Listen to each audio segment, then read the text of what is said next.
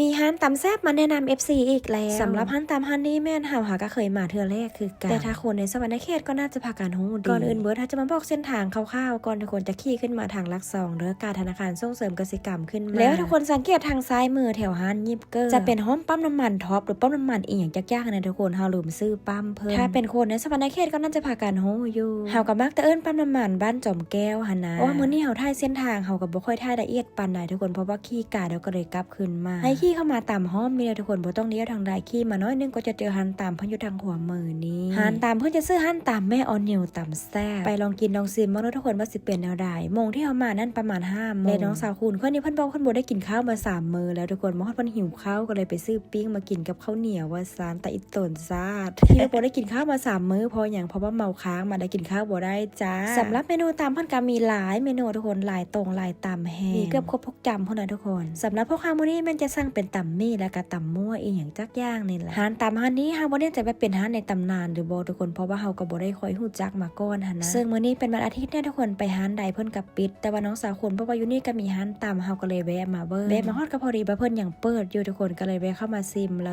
ยเบิ่งแต่สภาพน้องค่อยท่าผู้สาวนั่งกินข้าวว่าซั่น ตอนนี้ก็คือบ่ห่วงความสวยแล้วจ้าเพราะว่าหิวแห้งว่าซั่นมาเบิ่งเมนูตำของเพิ่นทุกคนป้าได้ทอดสีสันเป็นตาแซ่บแห้งโคกนึง 35,000 กีบนึงได้ในร้านเพิ่นจะขายพวกน้ำป่งน้ำปั้นพร้อมเด้อบรรยากาศในร้านก็จะเป็นร้านมินิมอลมินิจ่ายทุกคนร้านบ่ใหญ่ปานใดเบื้องส่งในร้านเพิ่นน่าจะเป็นร้านในตำนานมาแล้วแหละส่วนเวลาเปิดเพิ่นน่าจะเปิดประมาณจาก 10 โมงเช้าไปหา 8 โมงแลงนี่เปิดทุกๆมื้ออยู่เด้อเพิ่นว่าจังซั่นไผมาร้านนี้เฮาอยากแนะนำให้ชิมทอดลูกชิ้นทุกคนน้ำจิ้มเพิ่นแซ่บใครเคยมากินแล้วแน่ทุกคนร้านนี้นะคอมเมนต์บอกกันเด้อว่ารสชาติตามเพิ่นเป็นแนวใดและเป็นร้านในตำนานบ่เพราะว่าเฮาเองก็บ่ค่อยรู้ข้อมูลทุกคนมื้อนั้นเฮาก็ลืมถามเพิ่นหรือว่าถ้าผู้ใดบ่เคยมากินอยากลองกินลองชิมก็มาตามเฮาได้เลยจ้าสำหรับเส้นทางถ้าผู้ใดยังบ่ทันรู้โดยยังบ่ละเอียดจะแจ้งมันสามารถโทรเข้าไปสอบถามที่เบอร์โทรเพิ่นก็ได้เด้อเพราะเบอร์โทรเพิ่นอยู่ป้ายร้านต่ำเลยจ้า